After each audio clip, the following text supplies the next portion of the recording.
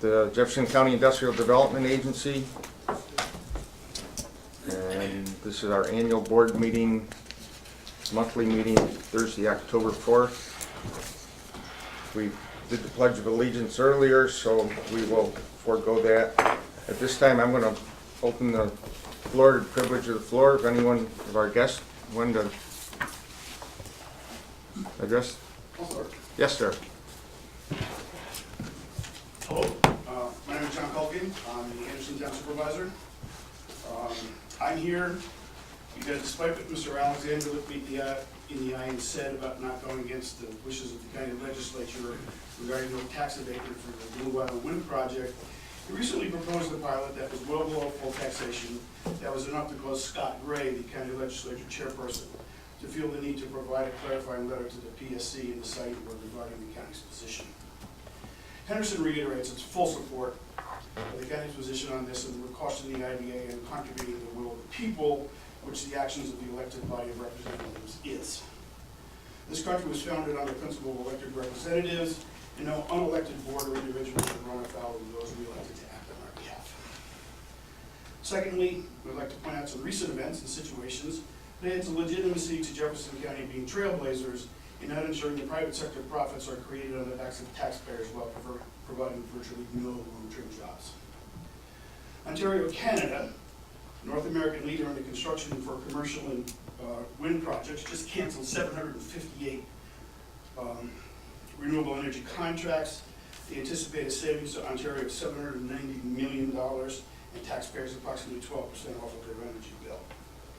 Texas recently denied a project of American Electric Power on grounds that it was too costly to the taxpayers and provided very little benefit to electric consumers and customers. They essentially determined it was too much public subsidy. In a report of the World Economic Forum, it was noted that China dove into renewables. As China dove into renewables, subsidies rose quickly. In 2012, they had a subsidy fund of over 15 billion yen, which is about 2.2 billion US dollars. But by 2017, that fund had an 80 billion deficit. As a result, there has been a significant curtailment in wind and solar projects. The same report noted that the development of renewables in Germany has slowed sharply in the last 2 years. Germany has the highest electricity tariffs in Europe, and these tariffs provoked great opposition, resulted in a massive slowdown in renewable projects. The report categorizes all subsidies as being temporary and unsustainable. As China and Japan cut subsidies to renewable energy, investment has fallen off dramatically, meaning renewable energy companies and investors are only in it for whatever they can bleed out of the public. A Newsweek article notes that Germany's renewable energy dreams have been derailed by cheap Russian gas. Renewables are currently cost prohibitive and the market recognizes a bad deal when it sees it. The Japan Times noted that the cost of that country's increase in solar and wind was through subsidies paid for by adding costs to customers' energy bills. They noted that a new plan calls for renewable energy to be economically independent. The burden to the public kept increasing, so the current Japanese plan calls for a phasing out of inefficient coal plants and replacing them with highly efficient coal plants. The fact that they've added 40 coal stations to its existing 100, again, renewables can't compete on a level playing field. The British publication The Guardian noted that due to a decline in government subsidies, more than £1 billion British pounds of future investments in renewable product energies disappeared in 2016 alone. In 2017 and 2020, a British energy think tank predicted investments in renewable energy to decline 95% in favor of the country's immense shale gas resources. Why? Because there was no more publicly funded corporate welfare for renewables. Apex is pushing hard to get this done because they know that the federal production tax credits are going away and they don't want to miss out on fleecing the public while they can. The ID does not have to help them. Thank you. Would you like to see that? It's got a lot of changes and edits on it, so I can send it to you if you want. Anyone else? Absolutely. I'll go. Hi, everybody, and I thank you for this time. My name is Claudia Maurer, and I live in Henderson. And Marcus. I'm a party to the matter in the Article 10 process for the Glue Island Wind Project, and I represent the Stony Island landowners And I believe that the IDA should not offer a pilot agreement to Apex or be involved with them in any other way for the following 4 reasons. And I'm talking about words credibility, I'm talking about words lies, I'm talking about deception, and I'm talking about ethics, and I'm talking about this from a personal experience. And he's making me nervous. Just ignore him. Okay, He We do. the 4 points that I have to make. At this time, I'm sure you're aware that there's a motion to dismiss Apex's application. And the reason for that motion to dismiss is due to the fact that Apex's application is deceptive in information that they've provided. They've withheld known information, and they basically lied in their application. And you need to understand, they absolutely lied in their application. In addition, and this is the second point, in addition to other studies, Apex said they were going to do noise, vibration, and visual impact studies. And this is in addition to other studies that they said they were going to do. And we requested that they be done in Dutch Johns Bay on Stony Island. These studies have not been done to date, to my knowledge. So Apex does not do what they say they were going to do. In addition, and this is my third point, to their outright lies and deception, they engage in lies of omission. So they just don't do things. In this Article 10 process, and I'm personally going through this daily, we are continually requesting multiple pieces of information. And this is that omission thing. In the application process, they did not present things, and they either outright refuse to give the information by trying to hide behind proprietary information ruse, or they provide minimal or half responses.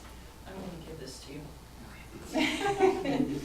Or they claim that they're not legally required to respond.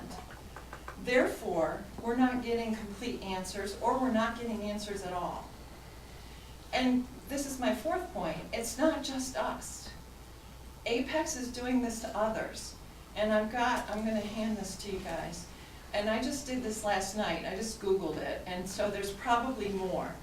But I've got some articles attached here. And these are: Apex suffers from a credibility gap. Apex Clean Energy representatives lie about turbine injuries and deaths. Apex specializes in public deceptions. Group asks for Attorney General to investigate Apex Clean Energy. Apex Lighthouse Wind and New York Wind Code of Ethics.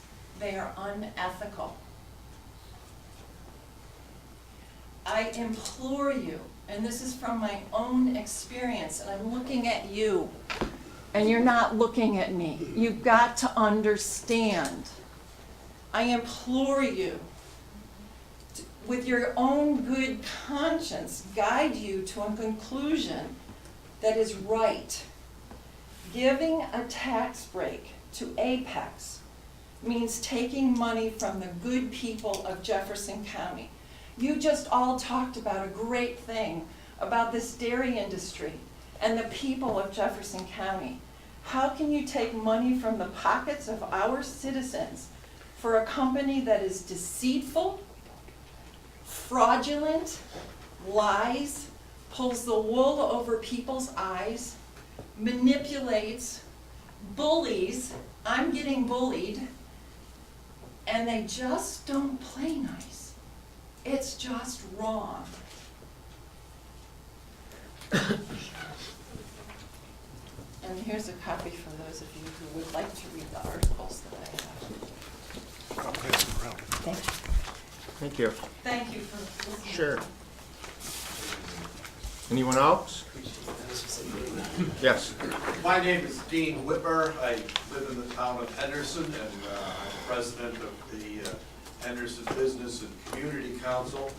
I'm here to ask you to carefully consider any pilot agreement with the Galoo Island Wind Project.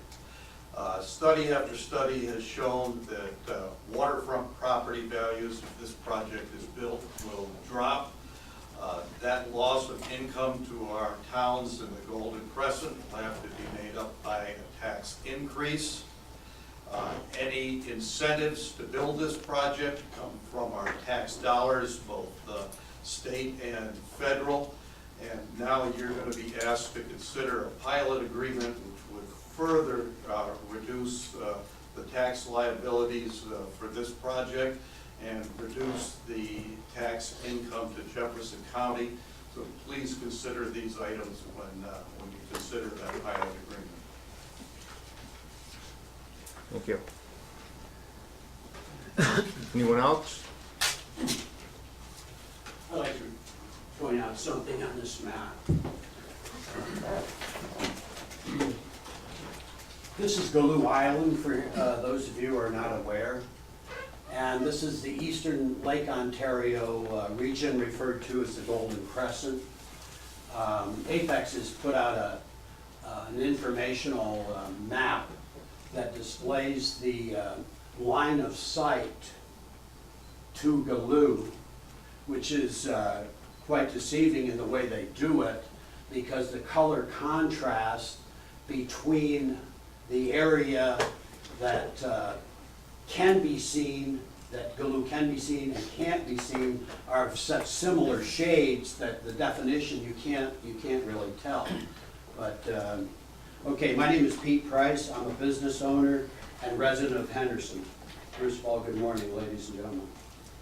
The Galoo Island transformation into an industrial wind factory would be a travesty at so many levels, one of which is a negative economic future for the entire region, including Hounsfield at some point. The U.S. shore communities of eastern Lake Ontario and Canada would suffer greatly from revenue losses.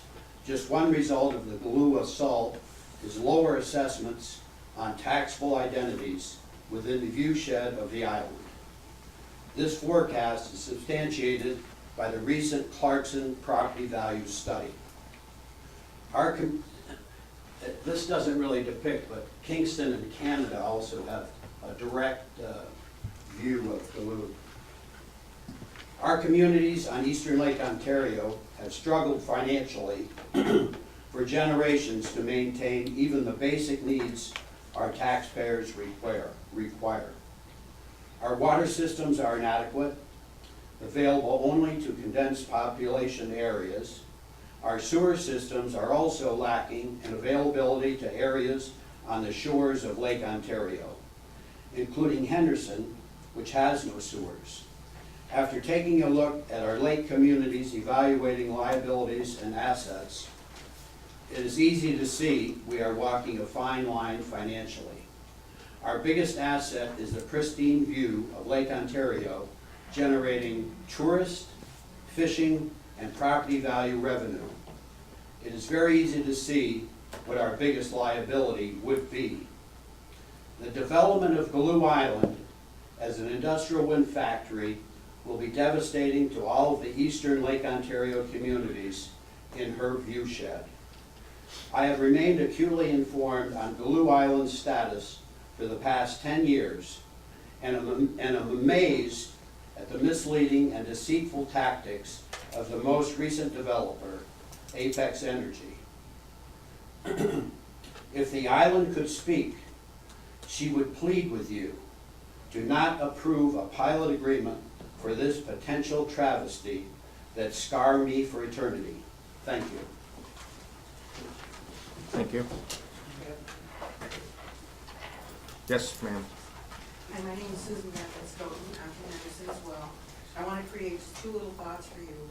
The Apex Energy program is at present not in violation of the zoning laws of the town of Henderson. I have a sheet of paper that tells you about the proximity to the right-of-ways. And should some of these towers be placed where they're saying, and they tip over, they will be in the lake. and they will be in violation of Houndfield zoning laws. The other visual I want to create for you is this. Most of the people in this room have probably seen the Washington Monument. It's a tremendous monolith. These towers are 36 feet taller than the Washington Monument, just the stick. So please think about that when you're thinking about putting this on this beautiful, pristine area. Thank you. Thank you. Anyone else? Hi, my name is Mark Bosco. I'm a summer resident of Stony Point, and I just have a couple quick comments. If the role of the IDA is to create permanent employment opportunities and economic expansion, it's hard to reconcile that with the extension of a pilot for the promise of a few jobs at Galoo Island. It's more difficult when considering the negative related effects of the project. It's hard to imagine not losing jobs in construction, tourism, fishing, home remodeling, realty, hospitality jobs, and even town employees in Henderson and Lyme. It's hard to imagine the people in this room can't create a few jobs without a $40 million tax abatement. A reversal on the pilot would give the appearance of an attempt to use the one-time fee to improve the IDA's position. A pilot agreement would contrast sharply with the long-term goals of the county and be a disservice to the taxpayers. And the bottom line is the project's going to go with or without those funds. And you should use that full taxation to offset those consequences, those negative consequences. Thank you. Thank you. Good morning. Guess what I'm going to talk about? That would be the wildlife on Galoo Island. My name is Gail Smith. I'm the Vice President of the Henderson Business Community Council. I grew up out there on the Great Lakes. My dad ran Stony Island. Claudia, my longtime friend, also she owns it, her family owns it. So we grew up on the Galoos with the wildlife out there. The migratory birds go right over Galoo Island. You put those blades out there, you're gonna slice them up. There's eagles out there. There have always been eagles on Stony and Galoo Island. It's a wildlife preserve. We had 3 secretaries of state, three of them from Henderson Harbor that in the early 1900s have written about the wildlife out there. Please, please, don't give the Apex any money. Put the money into fishing, into our fishing, into our tourism. Thank you so much. Yes, sir. My name is Bob Bashodian. I'm also a resident of Henderson Harbor. And I'd just like to address the issue of payment in lieu of taxes. I understand the concept that was originally intended with this idea of a pilot. The idea of a pilot is to create a tax incentive for industry to come into the state of New York because taxes are high, because this is a very unfriendly business environment for anybody who wants to come here. The concept, the original concept as I understand it, and I've always understood it, is a municipality is willing to give up a portion of the taxes that they would otherwise be entitled to from the physical assets of that business, because long-term employment will generate sales taxes, long-term employment will increase the economic welfare of the community, and a whole list of multiplier effects take place when a community is able to bring into their community new jobs, factory jobs, well-paying jobs. You can argue for or against how states are competing against each other, creating tax incentives, and whether that's a harmful or hurtful or a benefit to the local community. That's a job left to the legislators of those municipalities.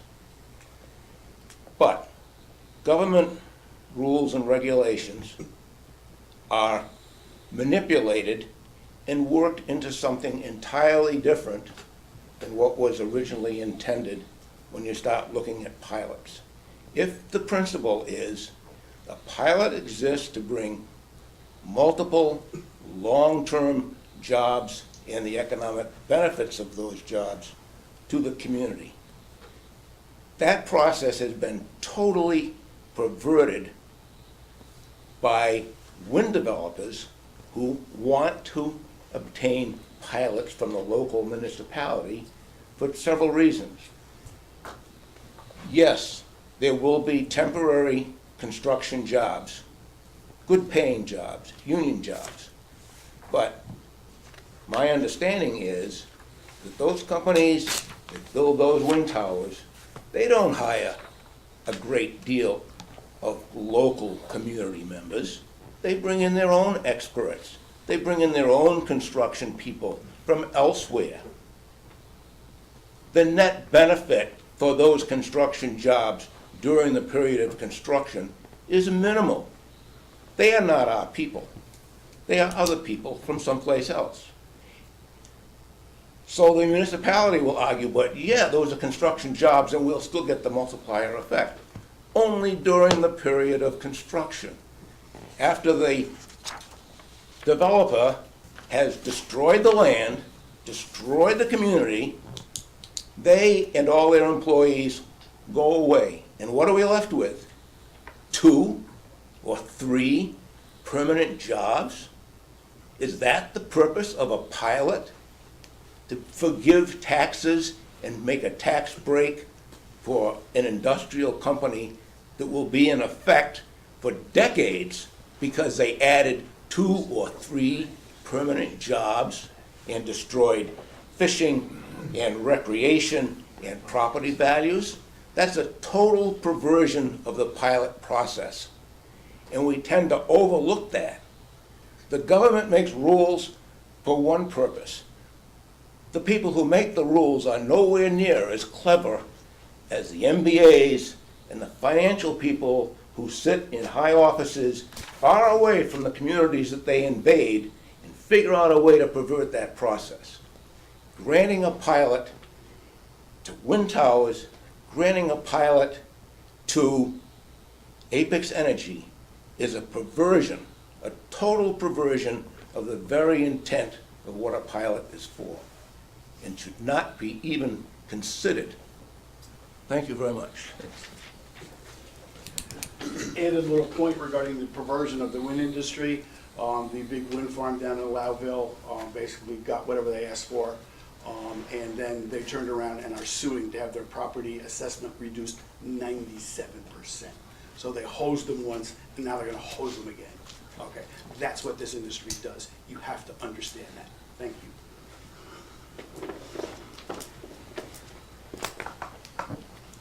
Anyone else?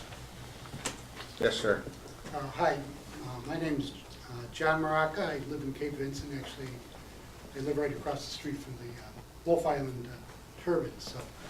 So, and just what Mr. Price said about the view shed, I did my assessment and by simple math, and there's formulas out there to do that. And you can actually see those wind turbines for 30 miles on the horizon. So I don't envy this, the board here, the agency.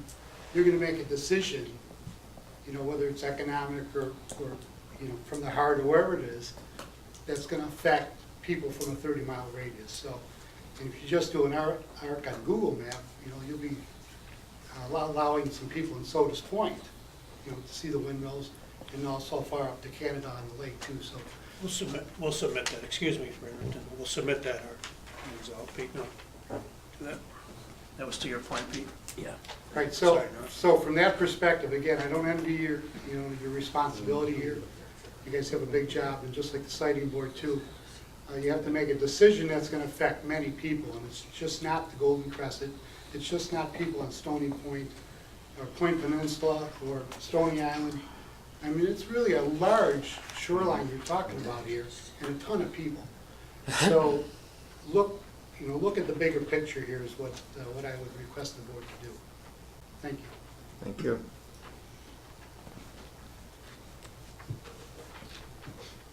Ed? I just want to make a comment, and I think you'll take some comfort in it from your position.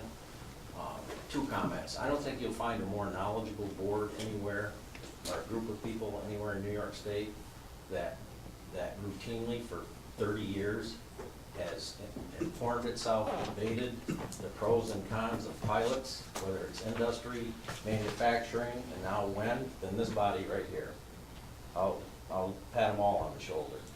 So having said that, I think my comfort point to you would be, I'm not sure if you're aware of our policy in regards to granting pilots.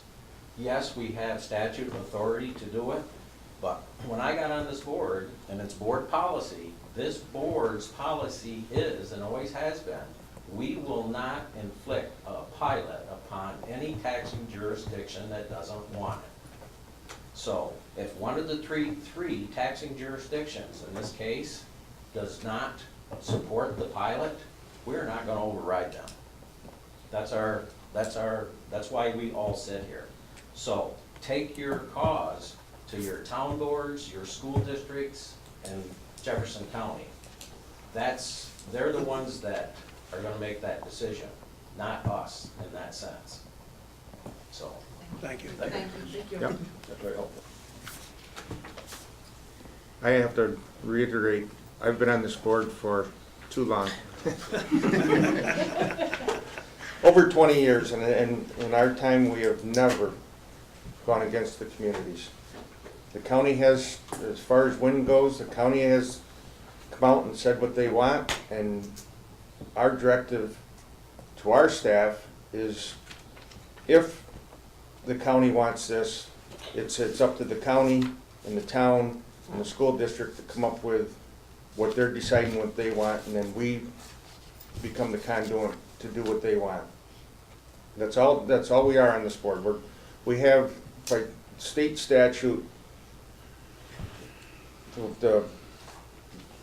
we're the conduit that this can happen through. We only do it if the municipalities ask us to do it.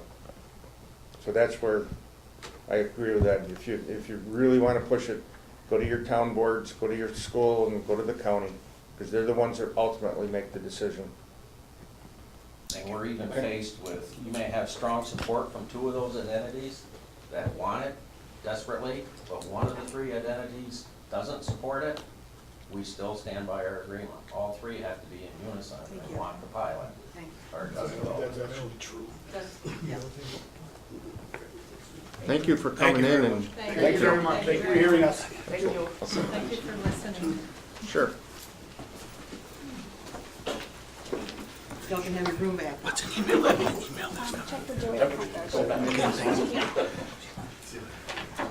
We received our minutes from our September 6th and special meeting of September 25th. Is there any additions and or corrections? Under RC spot, we said we were gonna take action, just a quick update, did we? I don't know if it was between the attorney or. Well, I am having a problem with them on the loan as well, and I have decided I'm probably going to have to take It's not quick so much a action. correction to the meeting, it was just an Okay. appropriate update. Yeah. Sure. Yeah, I have verified that the equipment was moved, but they're not responding to collection efforts, so I think a default letter is coming. I'll move, are you doing both sets or one set? Both sets. I'll move both sets or approve as presented. Okay. Second. All in favor, aye? Actually, I'm still working on it, Joe. Opposed? Carries. Thank you. Treasurer's report. Again, we're kind of looking backwards to what already occurred. Our fiscal year ended, we're kind of starting a new one, so page 13.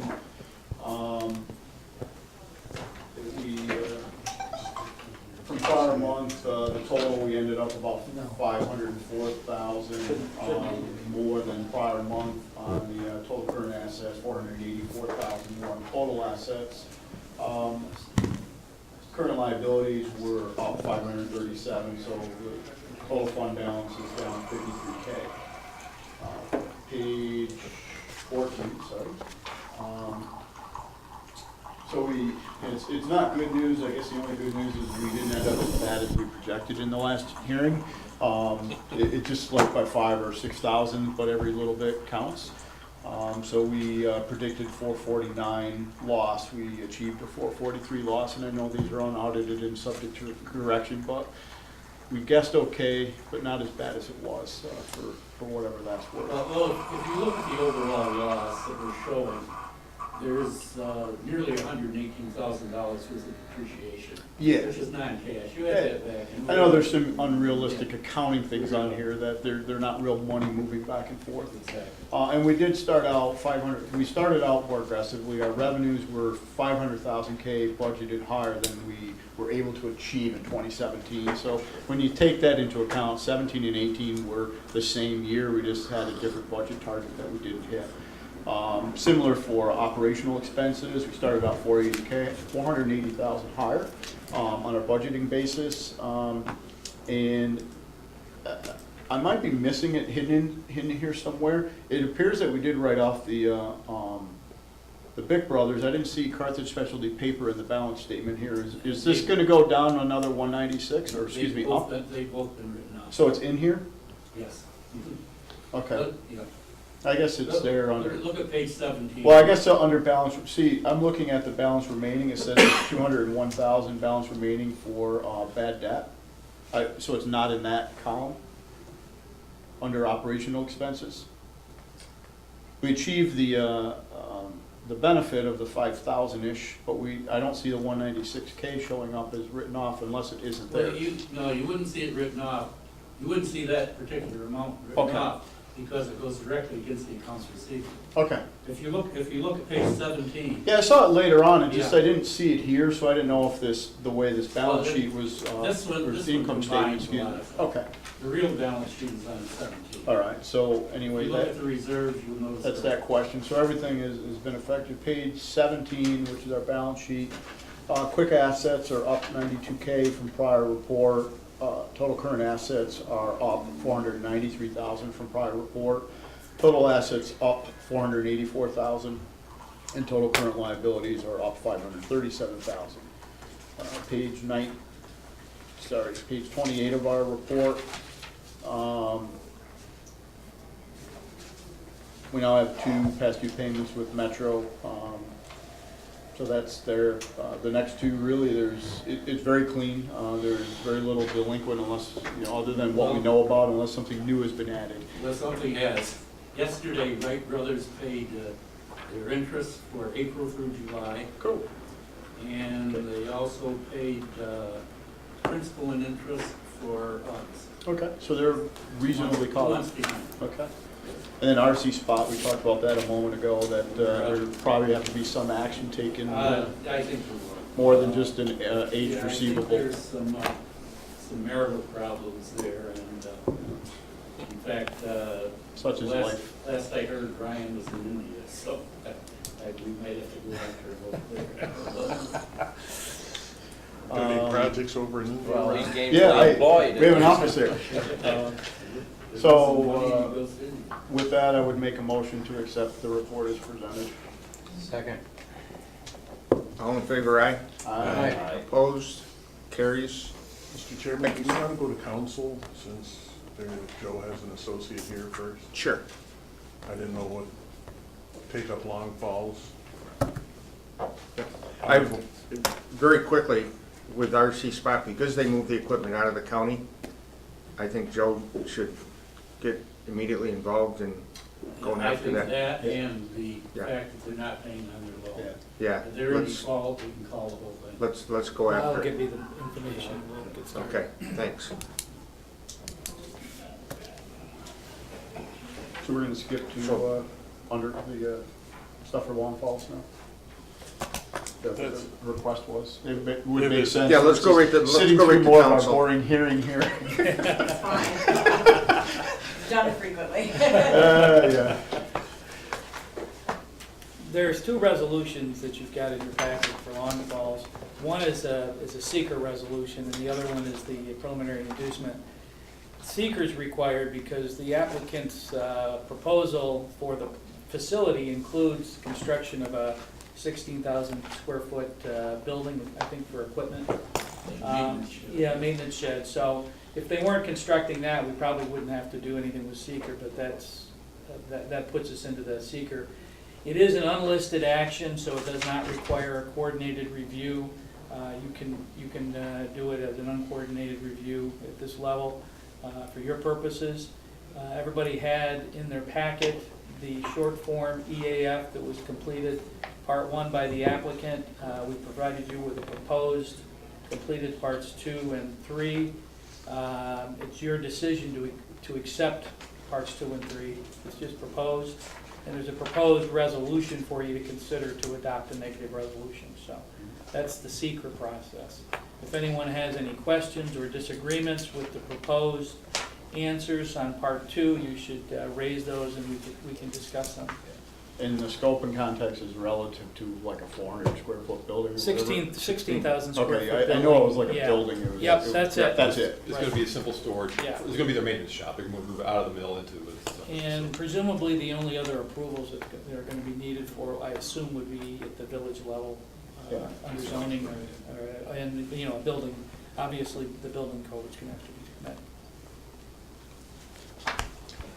Okay, resolution number 1004, 2014.04, 2018. 2018. Did I say 2004? Oh, well. Young man, again. I'll move the resolution, that. Mr. Chairman. We have a motion, do we have a second? Second. Any other discussion besides mine? All in favor, aye? Roll call. Roll call vote. Dave, Yes. John, Yes. Rob, Yes. Ed, Yes. Paul, Yes. Bill, Yes. Lisa. Yes.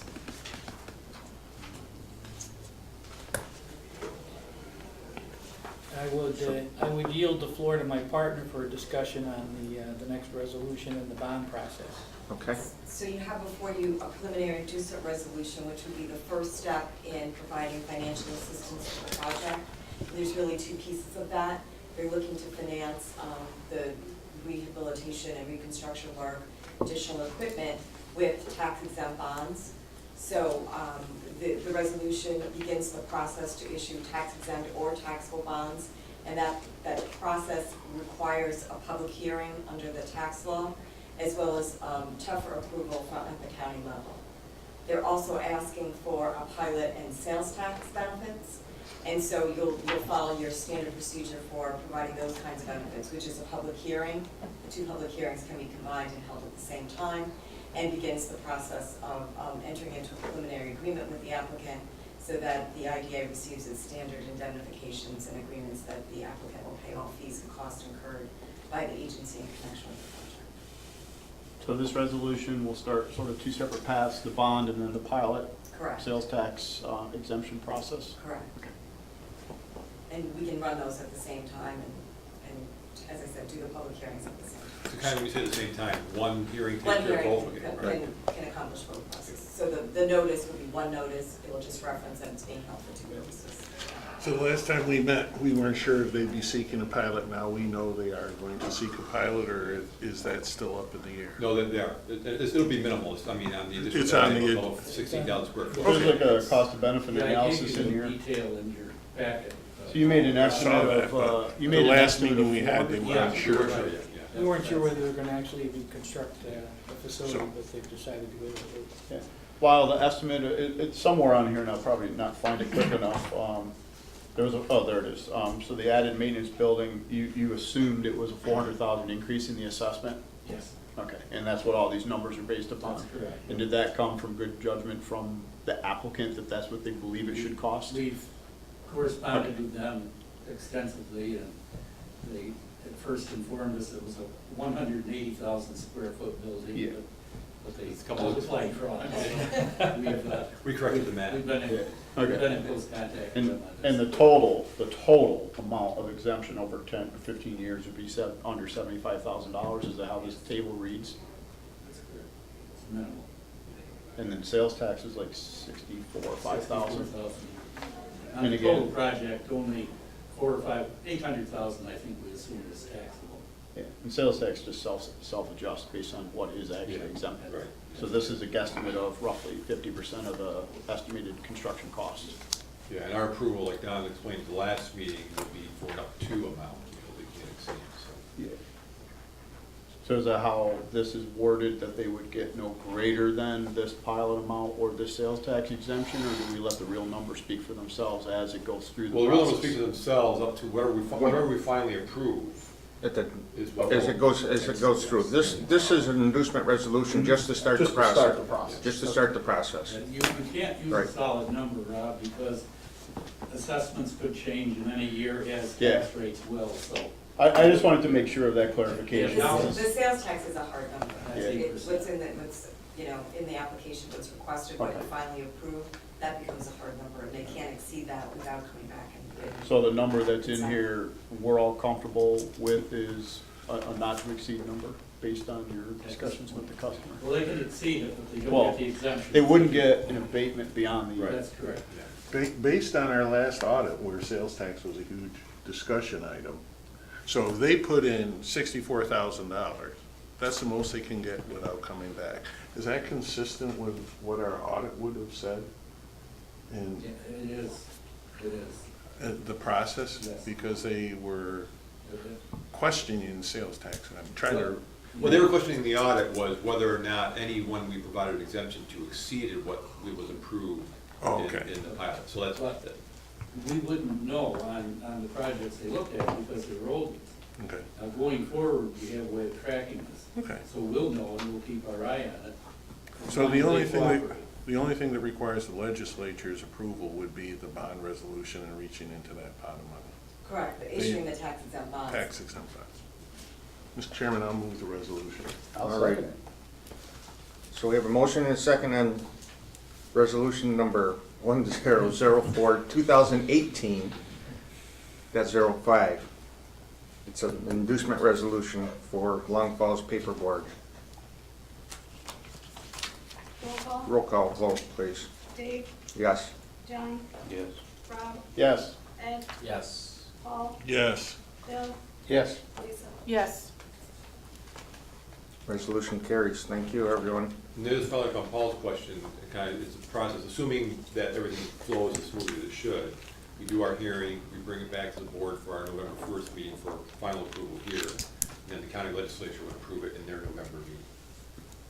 After we've done that. Just while we're on this topic, any update that we can talk about in public on the whole bidding process? Yeah, look, I think I've or mentioned, whatever it's called, the Oh, stalking you know, I horse didn't thing? mention- That's right, I haven't told the whole, what the, so they were selected on September 18th as the stalking horse bid, Yeah. basically the reserve bid for the process.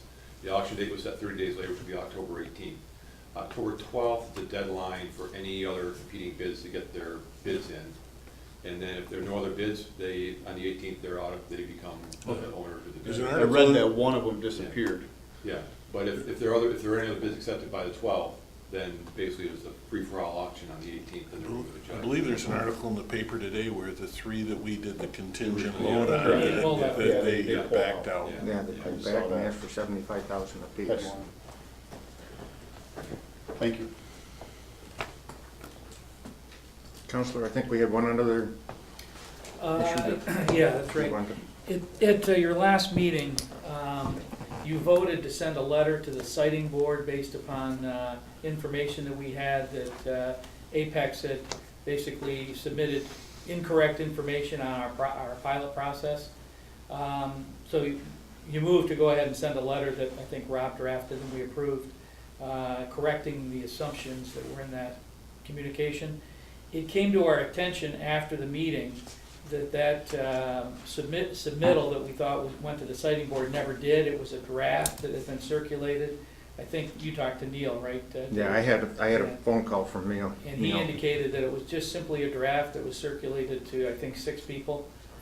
So Dave and I had a conversation, and I recommended that he withhold the letter because your decision was based upon an incorrect assumption, because there was nothing to really respond to until something is actually submitted to the siting board. So I just wanted to. How do we prove when it's submitted or not? Because they're not posted on the DMM site.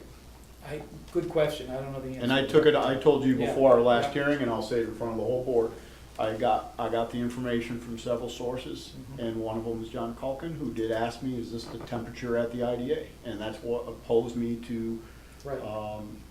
to write, correcting our position where we stood. And I simply recommended to Dave that he withhold it because your decision was based upon an incorrect assumption. I mean, the board can still decide to send the letter, Yeah. that's the board's call. And the same thing I told Joe before, again, we spoke for 40 Yeah. seconds, so I Yeah. mean, this is. I know. Yeah, I mean, it was quickly before our last hearing. Yeah. You know, the other thing that comes to my mind is, and I appreciate that it could or could not be a draft, I have no way of proving that, but I'm taking on good advice. If the county responded to the same letter, why is the county not being singled out? Why is just our board being singled out that we're responding to something that was a draft? Something doesn't match up to me, and that's just my opinion only, but I don't, But and I don't know, and maybe Bill can answer, did the county board vote to do that, or did Scott Gray do that himself? I have no idea. Maybe you can answer to that question. Wish my memory was better. I don't remember seeing it come to the board as a resolution, it might have been just Scott. Okay. Okay. So it could just be that he was relying on however he got it as well. Because that was another source that I received a copy through him. Okay. I think we have to get to the bottom of it, because you received one, I received 3 from the, Well, I got 3 copies, I got 3 different but ones. it's 3 different people. Yes, and like I said to you, David, I certainly have no problem with the letter being held back on Joe's advice. But I was, I happened to send Rob a text because I'm on a committee with the FDRLO. I look at the siting board site probably 4 times a week, and I said, your letter never get made, what's up? If we pull stuff back, drop an email saying, hey, listen, the attorney advises us, that's my concern. If the attorney, I certainly would never question Joe saying, let's hold off, because 30 days isn't gonna make a crap load of difference in what we're doing here. I agree. And you So- may decide as a board that you want to submit something to the siting board advising them where you are in the process, as opposed to just in response to that letter. I mean, that would be something you might want to consider to be appropriate, so.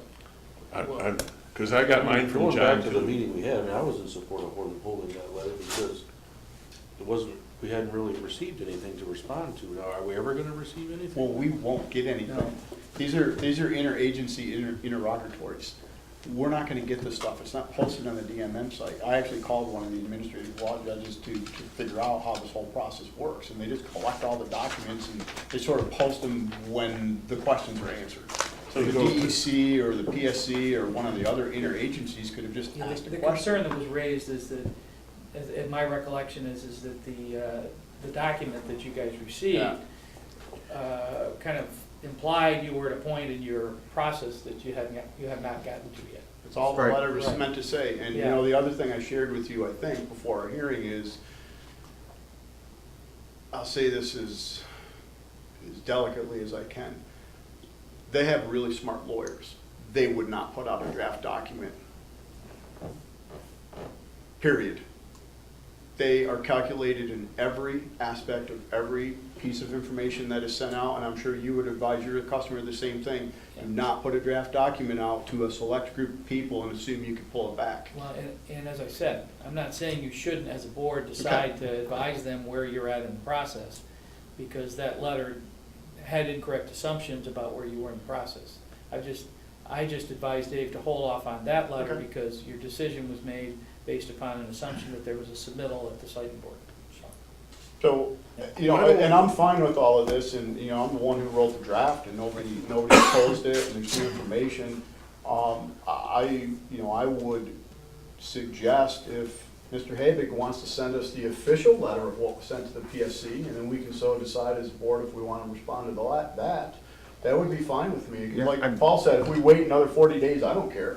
It's just more about putting facts out there. Why don't we, I would rather that we foil the actual filed document to see if something's been filed. Let's foil the PSC and ask them for a copy of that interrogatory and see if it's even been filed. Administrative Law Judge Andrea Servin said you just ask for it and you get it. I don't even know if you have to fill a FOIL document out. They're just not on the DMM site.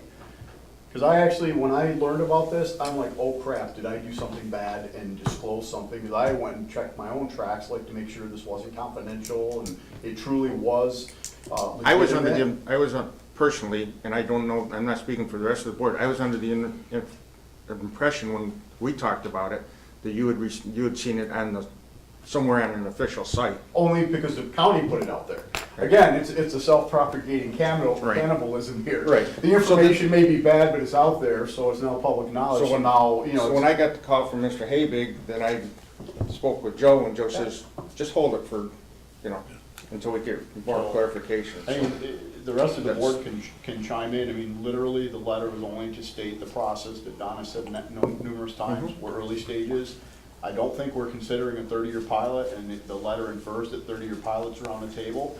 And I'm personally greatly opposed to the $7,500 or $8,000 numbers that the applicant may be starting with, knowing that our county has presented full taxation. And so, I mean, that's a number that we have to arrive at yet as a consensus, a full board in the municipalities. But that's all that letter was. Yeah. Nothing more, nothing less. It wasn't some conspiracy thing. And, you know, the application still rests in committee because we really haven't advanced it any farther yet. There hasn't been a great need. So, you know, the rest of the board, I would allow if we want to foil and or get the legitimate document, and we can either decide to respond to it, or if we want to go ahead and decide to send the letter as is and say we're relying upon this information received, it may or may not be draft. I mean, we can reword the document. Do we need a motion to ask Joe to obtain a copy from the PSC of that interrogatory? I don't think you need a motion. I don't think you need a motion, I think it's just. I would request that the attorney contact the PSC and get a copy of the document, and we hold off sending the letter until we have an official document in front of us to apply. Perfectly fine with that, because the first thing I said was, oh crap, did I do something bad? It wasn't intended to disclose, you know, confidential information. I mean, it was a draft. I don't know how. I'm just telling you that there's no way. I'm sure they wouldn't share that with a supervisor of the town of Henderson. Their well-paid counsel wouldn't have shared it with the people So I don't know how it got here. that have a copy of it. That's my opinion of this matter. Take it or leave it. Very good. So by the next meeting, to take action on your letter, either That's the board's. put it back in the file forever or pursue getting it to the Article 10 board. We'll make that decision next Once we month. have, my opinion is, just as we said, once we have the final fact, we can either amend or send the letter as was, or not at all. Again, it's a full board action. I mean, when I presented it, I did it at the loan review committee. We could have killed it then, and we did it in front of the full board. And the only new information is, where did the information come from? And allegedly, the applicant is inferring that this is a draft document, but it's in possession of many people that are outside of the applicant's inner circle. So there's facts to be found. Well, What I've learned from serving, not only watching this, but the FDRLO committee is, this is a 1 year. Once the application's deemed compliant, the siting board has 1 year to render a decision on whether or not to approve or deny it. I would expect that things are going to get more heated with opponents and supporters, or. We've seen that I today. think so, huh? I don't think you've, listen, if anyone does Facebook, they are out there every Well, day. it's gonna be for and against. I mean, it will Yeah. be I mean, public oration of support or denial to the process. We did it 10 years ago for Upstate Power. But here again, comfort for people who are involved with this emotionally and financially. The comfort should be, the Article 10 process has not cited approval where communities have been against the wind. Now, from my interpretation of them in the past, there's only been one approval made since the Article 10 Wow. started for a wind Right, project. That's correct. and that one was done For wind, solar's hit. in a vacuum. That one was done after it was approved, guess what? The local community got together and became dramatically opposed to it. Well, it was water over the dam at that point in time. If they'd been active prior to the process, they probably wouldn't have had it Is that the one in downstate. Chautauqua? Yeah, yeah. That's the one where they're raising the issue because the turbines have changed, I think. Well, I got a call from my former colleague, he's pulling his hair out there because they have it, it's a lot worse than here. And Lighthouse Wind, which they referenced, I'm trying to think, there might be 350 comments on the site. Lighthouse Wind is over 1,000, I believe, of people opposed to it. So it'll be interesting to see how that moves forward. Yeah. But You know, the other comment, No, no, I think we're good. the thing that upsets me a little bit in the whole process, coming back to pilots too, is the fact that on the first day of a pilot, you're generating more tax revenue than you had, you know, the year before. So this idea of giving up tax revenue from pilots, you never give up. You always gain more tax revenue than you had, even under the most liberal pilot, you know. I've said it before, no matter how I vote, I'm gonna upset friends of mine. I got friends that are opposed to it, I got friends that are supportive, and I tried to tell them that the IDA voting down a pilot doesn't mean that they aren't going to get a pilot, because then they'll probably switch to section 487 of the real property tax law. The only thing we really control is sales tax and mortgage tax abatement over what 487 does, so. They may make that switch anyway. In percentages, because 487 is pegged at 50%, we're allowed to give more than 50%. 487 is not pegged. Oh, sorry, you're right. But 487 says you just can't exceed that which would normally be collected through normal taxation. I thought it was pegged at 50%. Now that you say that, it kind of does sound familiar. 15 years of it. It's 15 years is the one thing, and it's non-renewable. And there's no sales tax. So 47 is 15? 487 is 15 Okay. years. That's correct, max. Thanks, Joe. Anything else? No, Moving right along. Governance Committee. Mr. Chairman, much like before, I'll Yes, we make the have to motion approve to the approve the internal policies. Okay, we have resolution number 1004-2018.01. It's for approving the annual internal policy and procedure review. We have a motion and a second. Second. All in favor, aye? Aye. Opposed? Carries. Nominating. Lisa. Can you just almost say ditto? I know, I would like to just say that, but, you know, for appearance sakes, we do have the board slate. I think you all have seen it. We have Chairman Dave Converse, Vice Chair John Jennings, Treasurer Rob Aliasso, and Secretary Ed Waldroff. That would be for this coming fiscal year, and I would make a motion to accept the slate as read. Second. Okay, resolution number 1004-2018.02 for the election of officers. All in favor, aye? Aye. Opposed? Resolution carries. Thank you. And we have an appointment. We do. With Ed Waldroff's recommendation, I contacted Christine Powers, who works at Watertown Savings Bank, and she gladly accepted to fill the vacancy of Don DeMonda. Since I screwed up under the LDC, I'll move it this time. All right. Second. We have resolution 1004-2018.03. It's appointing a new JCLDC board member, Christine Powers. All in favor, aye? Aye. Opposed? Carries. Thank you. Loan review, did we have anything for loan review? Page 38. There was, just very briefly, we already talked about Long Falls, so Yes. we're moving along in a good direction there. I'm not really sure, we did talk about recapture, but that's governance. I think it just came up in the loan review, but it's on the minutes. And that was it, just Long Falls. Okay. Nothing really substantial. Well, Harry, most of that discussion was about the pilot, potential pilot. Yeah. And as far as the recapture policy, that will be coming back through governance Correct. committee. Got one question under, possibly I think it's unfinished Sure. business, maybe it's new business. A while ago, there was and I forgot who sent this, but there was a discussion about whether we do or don't do a traffic study for one of the parks.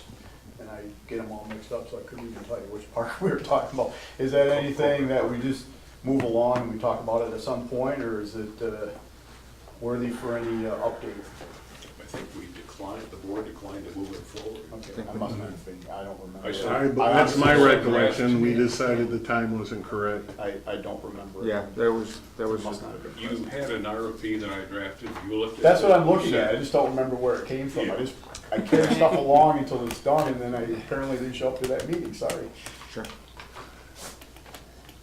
Two things. One is, and I think it's a confidential answer, so I would ask, do we know the status of the sale of the land to the ag park? Driving by on Arsenal Street, I noticed there's like now, in the last week or two, every 50 feet a posted sign along the frontage on Arsenal Street. Do we know what the status of the sale to Mr. Monty is, if it's occurred? Don't need an answer now, if Jay could respond maybe. I believe he's got an option exercised on the property.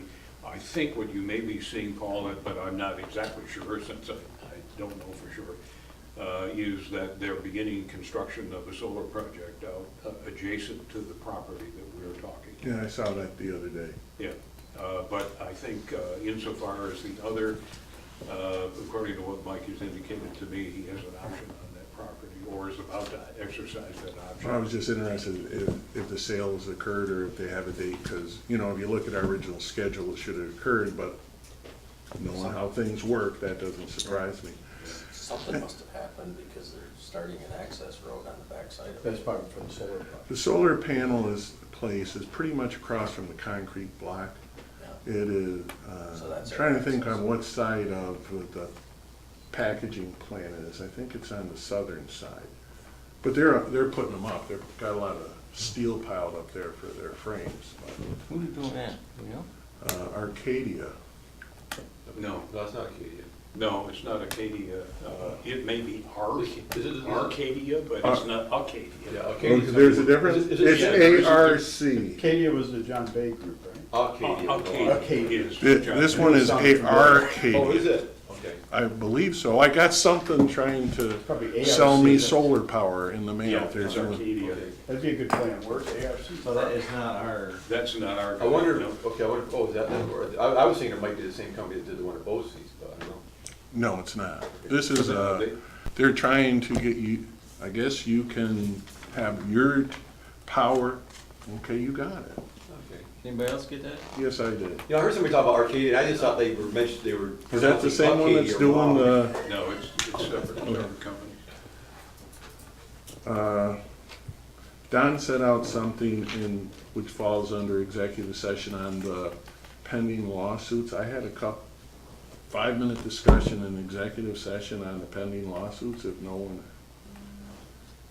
there's been, but I don't want to do it till the end of the meeting.